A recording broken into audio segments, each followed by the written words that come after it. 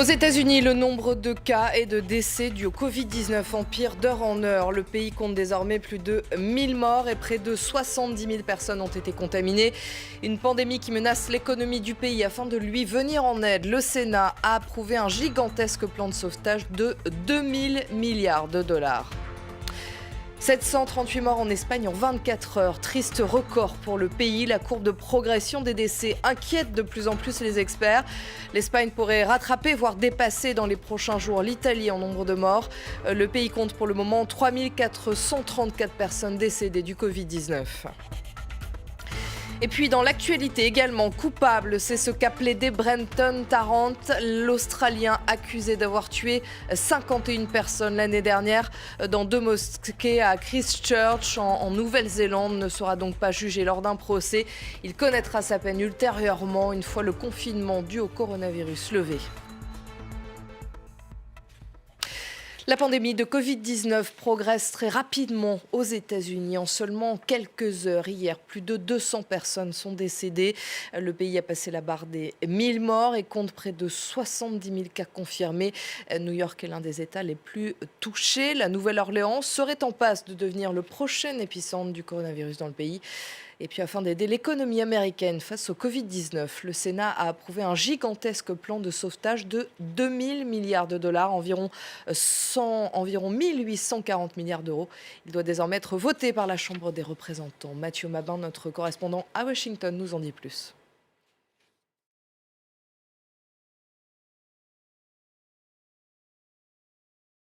Ce mercredi, à Capitol Hill, Mitch McConnell, leader de la majorité républicaine au Sénat, était pourtant triomphant. La majorité républicaine et l'opposition démocrate se sont accordés sur un texte majeur, avait-il déclaré, 2000 milliards de dollars à destination des salariés, des entreprises et des hôpitaux pour faire face à la crise du Covid-19.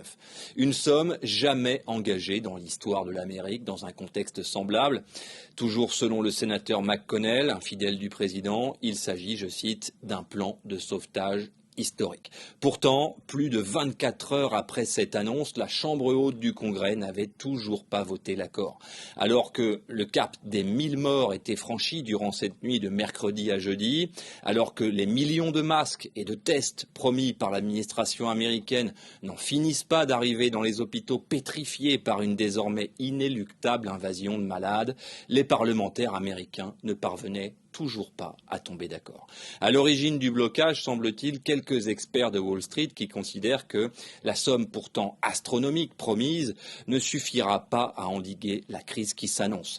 Après cette tardive validation de l'accord, donc, il faudra encore que le texte passe devant la Chambre des représentants, qui devrait être moins regardante. Alors seulement la Maison-Blanche pourra annoncer la répartition des fonds. Débutera alors une autre bataille. Combien de milliards iront réellement à la lutte directe contre la propagation du virus et combien au sauvetage de l'économie américaine? Dans cette guerre-là, l'administration fédérale aura comme principaux adversaires les gouverneurs des États les plus touchés. En Europe, le coronavirus continue ses ravages. Hier, l'Espagne a connu une journée noire. 738 morts en 24 heures, 3434 depuis le début de la pandémie. Le pays est devenu hier le deuxième pays à dépasser la Chine en nombre de morts du Covid-19. Nina Masson. C'est l'image choc qui fait frémir l'Espagne. La patinoire de Madrid, transformée en morgue géante. À l'intérieur, des dizaines de cadavres entreposés sur la glace, à même le sol. L'Espagne a vécu mercredi sa journée la plus noire depuis le début de la pandémie de coronavirus. Ces dernières 24 heures, la progression a été fulgurante. Se han hospitalizado en todo el proceso que llevamos con esta epidemia un total de 26.900 casos. Han fallecido 3.434 y se han dado de alta ya 5.367 hasta la fecha. À quelques mètres de la patinoire, le Palais des Foires, là même où se tenait en décembre la conférence pour le climat. 3 de ces pavillons ont été reconvertis en hôpital de campagne. 1300 lits y ont été installés. Objectif, soulager des hôpitaux et des soignants éreintés qui manquent cruellement de matériel. Depuis Bruxelles, la présidente de la Commission européenne promet l'arrivée de matériel sanitaire en Espagne d'ici 2 semaines. Some of you have lost your loved ones to this terrible pandemic.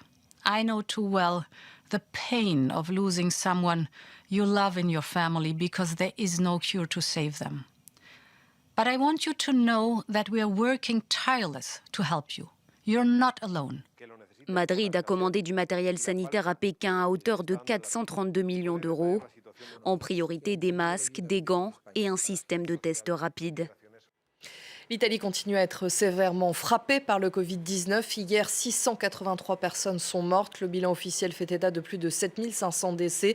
Peut-être une petite lueur d'espoir pour les Italiens. Pour le 4e jour consécutif, le nombre de nouvelles contaminations est en baisse. Bilal Tarabé. C'est un président du Conseil, ému, qui a pris la parole mercredi devant les députés italiens. Non avremmo mai pensato in questo nostro paese di questi tempi di guardare immagini in cui sfilano file di autocarri dell'esercito cariche di barri dei nostri concittadini. L'Italie reste le pays le plus touché par le coronavirus. La police a commencé à utiliser des drones pour contrôler le confinement de la population, comme ici, à Rome ou à Naples, dans le sud du pays. Certains supermarchés, comme à Milan, dans le nord, contrôlent la température des clients à l'entrée. Ce patient à Rome est atteint du coronavirus. Il a passé près d'une semaine dans une unité de soins intensifs. Sono stato 6 giorni e 6 notti con questo casco, che è un qualcosa difficile da poter fare immaginare, da capire. Il tempo non passa mai e non trovi la posizione mai per dormire. È un qualcosa di molto forte che credo che lo porterò dietro per tutta la vita. Un balai d'ambulance arrive à l'hôpital de Pesaro, dans le nord du pays. Cette ville de 100 000 habitants a été l'une des plus durement touchées par le Covid-19 entre mardi et mercredi. L'unité de soins intensifs a déjà atteint sa capacité maximum et le personnel hospitalier a demandé la venue de médecins supplémentaires. Sur un mur de l'établissement est accrochée une banderole avec inscrit « Nous y arriverons ». En France, c'est depuis Mulhouse, dans le Grand Est, région la plus touchée par le Covid-19, qu'Emmanuel Macron s'est adressé aux Français après avoir visité le CHU de la ville et l'hôpital militaire de campagne récemment déployé par l'armée. Le président de la République s'est engagé à mettre en œuvre un plan massif d'investissement pour l'hôpital à l'issue de la crise. Il a également annoncé le lancement de l'opération militaire Résilience pour lutter contre le virus. On voit ça en détail avec Bilal Tarabé. Face au coronavirus, Emmanuel Macron avait déjà déclaré « Nous sommes en guerre » il y a 10 jours pour annoncer le confinement. Ce mercredi, à l'hôpital de campagne de Mulhouse, il emploie la même expression et lance une nouvelle opération militaire pour lutter contre le Covid-19. Nous sommes en guerre et face à ce qui se profile, ce pic de l'épidémie qui est devant nous, j'ai décidé, sur proposition de la ministre des Armées, et du chef d'état-major des armées, de lancer l'opération Résilience. L'opération Résilience est une nouvelle opération des forces armées françaises, distincte de l'opération Sentinelle, dédiée à la protection du territoire contre le terrorisme. Le nombre de soldats mobilisés pour cette opération Résilience n'est pas confirmé, mais dans la soirée de mercredi, la France a annoncé le retrait de ses troupes d'Irak, raison invoquée le contexte sanitaire. Il s'agit du retrait d'environ 200 soldats français qui participent à l'opération Chamal, consacrée à la lutte contre l'organisation État islamique. L'opération Résilience a 3 objectifs. Le premier, un soutien sanitaire. Ce soutien est déjà en cours. Il s'agit par exemple de l'évacuation des malades du coronavirus par l'armée ou encore leur prise en charge dans des hôpitaux de campagne. 2 porte-hélicoptères avec des hôpitaux embarqués ont été envoyés dans des départements d'outre-mer, à l'image du Tonnerre, lui aussi déjà actif en Corse. Le deuxième objectif est logistique, comme par exemple transporter des masques d'une région à une autre. Enfin, le troisième objectif, c'est la protection, comme par exemple surveiller des lieux sensibles pour soulager les forces de police. En revanche, les militaires de l'opération Résilience n'ont pas vocation à faire respecter le confinement. On va s'intéresser maintenant aux librairies en France. Elles ont en grande majorité stoppé leur activité, ce qui n'est pas vraiment le cas des grandes plateformes Internet. Il y a quelques jours, Bruno Le Maire, le ministre français de l'économie, a promis d'étudier les conditions de réouverture des librairies. Le livre est-il un bien de consommation indispensable? Peut-on encore trouver des livres en vente dans le pays? Regardez ce reportage de Jonathan Walsh et Julien Sauvager. Cette librairie, comme beaucoup de commerces non essentiels, a donc baissé le rideau depuis le début du confinement. Pourtant, il est encore possible de trouver des livres, notamment dans les maisons de la presse qui, elles, sont toujours ouvertes. Je suis bien content de pouvoir les trouver ici, près de chez moi, et non pas d'être obligé d'aller dans un supermarché de livres, ou même de les commander par un système dit Amazon, pour ne pas le nommer. Face aux accusations de concurrence déloyale, mais surtout pour des problèmes logistiques, Amazon et les autres sites de livraison ont décidé de ne plus livrer les denrées non essentielles. Ces maisons de la presse sont donc pour l'instant le dernier moyen d'acheter des livres. Au revoir, madame. Bon, ils font souvent ça sur elle. Il n'y a plus de livraison en librairie, il n'y a plus de possibilité de commande. Donc on fait avec le stock que l'on a et à un moment donné, on va arriver aussi à nos limites. En Belgique, où des mesures similaires ont été prises, certains libraires ont décidé malgré tout de maintenir leur activité, mais en adaptant profondément leur fonctionnement.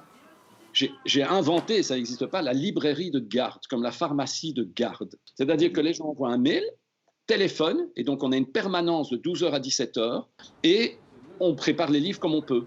Une solution envisagée par le ministre français de l'économie la semaine dernière, mais le syndicat des libraires refuse de l'appliquer en France. La question n'est pas d'ouvrir une heure, une demi-heure, à moitié la porte ou de la fermer complètement. Voilà, il y a une urgence sanitaire, respectons-la. Et si vraiment vous ne pouvez pas vous passer de lecture, eh bien il reste une solution, certainement la plus sûre. Vous tournez vers les éditions numériques. La grande majorité des libraires indépendants en France proposent ce type de service sur leur site internet. Avec au moins 173 cas de contamination et 5 décès, la Tunisie craint une augmentation rapide du nombre de malades. Très tôt, le gouvernement a mis en place un confinement. La solidarité s'organise au sein de la population pour aider les plus fragiles à mieux vivre cet isolement. Lilia Blaise et Amdit Lili, nos correspondants à Tunis, nous font découvrir ces initiatives. Pendant le confinement, Bilal s'est porté volontaire pour aider via un groupe sur les réseaux sociaux.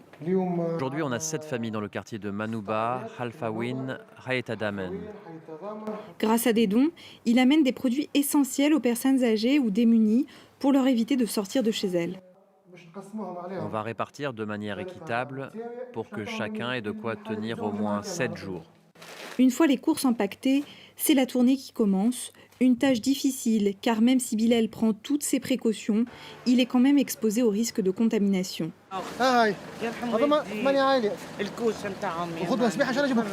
Mais il estime que son rôle est nécessaire dans un contexte où beaucoup de Tunisiens sont en situation précaire et supportent difficilement les contraintes économiques du confinement.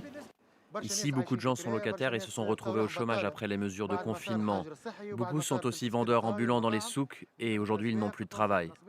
Le gouvernement a annoncé des mesures économiques et sociales pour aider les personnes en difficulté pendant le confinement. Mais en attendant, chacun tente de sensibiliser à la nécessité de rester chez soi.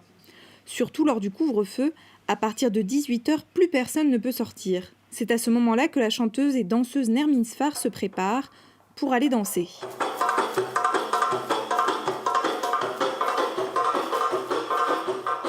Dans son salon, en direct sur les réseaux sociaux.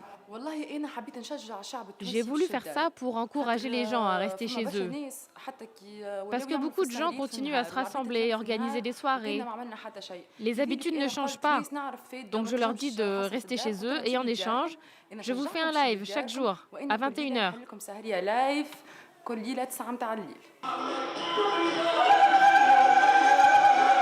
Chaque soir, les vidéos de Nermin sont suivies par des milliers d'internautes. Elle est devenue un phénomène sur le web tunisien et un remède quotidien pour supporter l'impact psychologique du confinement. En Nouvelle-Zélande, Brenton Tarrant, l'Australien accusé d'avoir tué 51 personnes l'année dernière dans 2 mosquées à Christchurch, a plaidé coupable pour tous les chefs d'accusation. Il s'agit d'un revirement surprise puisque l'année dernière, il avait plaidé non coupable. Il ne sera donc pas jugé lors d'un procès. Il connaîtra sa peine un peu plus tard, une fois que le confinement dû au coronavirus sera levé. Je vous propose d'écouter le juge. The entry of guilty pleas represents a very significant step towards bringing finality to this criminal proceeding. And I considered the need to take the opportunity to progress the matter was particularly acute, coming as it has at a time when the risk of further delay as a result of COVID-19 was looming as a realistic possibility. Voilà, c'est la fin de cette édition. Merci à vous d'avoir suivi. Je vous retrouve dans 15 minutes pour un nouveau journal. Et surtout, restez bien chez vous. À tout à l'heure.